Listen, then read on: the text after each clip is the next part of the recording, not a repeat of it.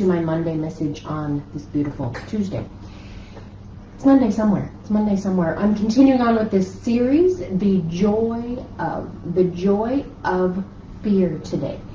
We all have this aspect of fear. We have two main emotions in life. We've got love and we've got fear. Anything other than love ultimately is fear. When we feel anger or sadness, grief, fear, that's fear. It's an innate feeling. But it also has a cyclical pattern of why we feel that emotion of fear. And I want to take a look today at the joy of fear, because there is joy in fear. Absolutely. The joy that's in fear comes from the purpose of fear.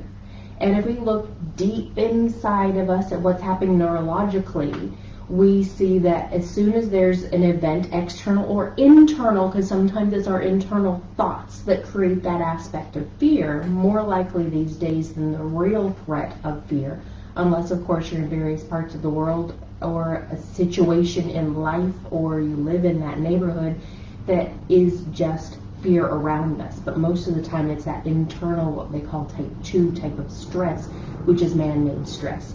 Can I pay the bills? Is that person going to love me? Are they going to leave me? It's that internal aspect of stress. Inside of us, our body is secreting chemicals and hormones, adrenaline and cortisol and all kinds of emotions that trigger that fight or flight system. And we feel that in our gut. That's that mobility, that identity, that aspect of us there in our gut brain that gets us in fight or flight mode, and unfortunately sometimes freeze as well. Think about that. There's something externally or internally that your system is triggered by because it doesn't think you're safe. It doesn't think you're safe.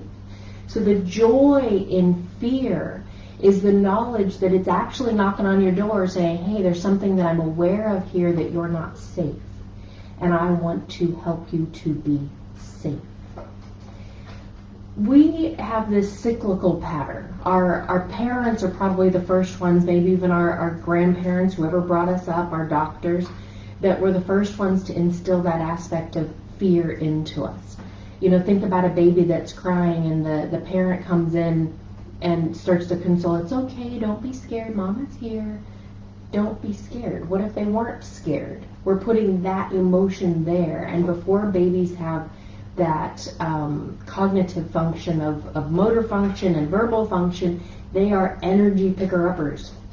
New technical term for today, energy picker-uppers. And they pick up on that sense of scared or fear from the parent and automatically start to create that. And, you know, other things like, you know, passed on guilt or anxiety or worry starts to trigger those aspects of fear. And it shows up in our lives in various different ways. You know, I was meeting with a couple people 2 weeks ago when I was not in training. And one person, individual clients, one person had a fear mechanism that she said, I'm not going to get in a relationship. I'm absolutely fine on my own. I don't want to be hurt. I'm independent. I'm strong. I don't want to be with someone. And that's coming from that aspect of fear. Not that you can't be independent and unfearful, but if her aspect is I don't want to be hurt, then that draw for independence is coming up from fear. I also met another person who is in a miserable relationship, but has fear as a driver to stay there, because what if it doesn't get better, like outside of this relationship? What if I don't meet somebody? What if I'm alone? And all of that equally is fear. And when we can step in and go, okay, what is the intimate side of fear? What is it trying to communicate? What does it want from me? So here's part of my Heidi beliefs. My beliefs: we are born into this world whole. There's no separation between us and the universe, of God, of Allah, of Muhammad, of Moses, whoever it is, or whatever it is. It is just all consuming and all us. And we are born whole and complete. And as we grow through life, little bits of that wholeness get chipped off through beliefs, through behaviors, through the behaviors of others, through learning and figuring out this separation thing. That yes, we're whole when we come into the world, but at some point we become separate. But not only do we become separate from the universe, we become, and when we're born, we don't know the difference between our family unit and ourselves.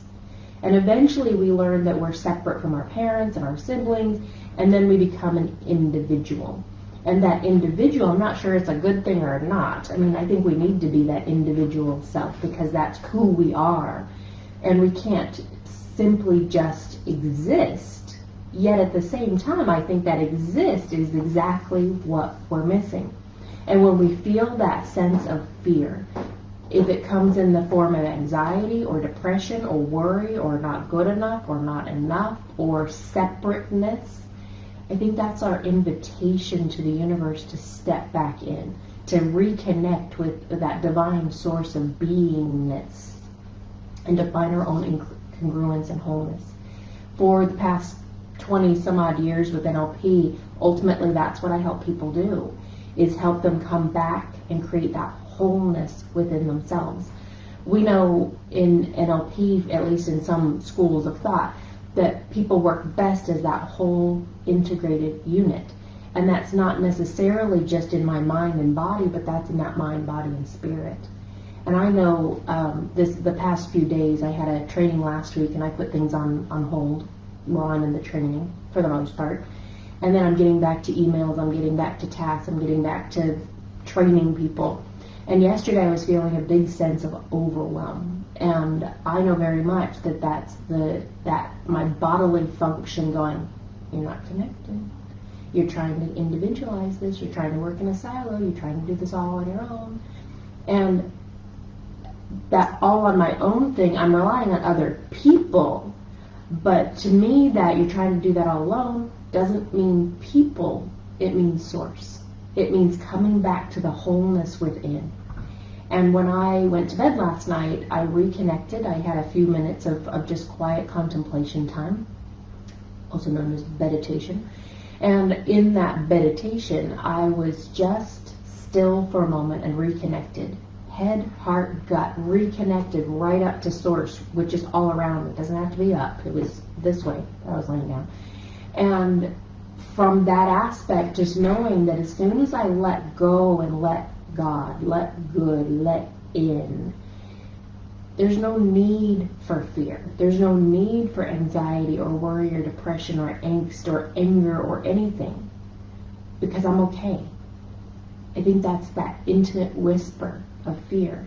Doesn't mean be more fearful, because we have that opportunity too, is to jump straight in and go, okay, there's something to be fearful about. I need to be fearful.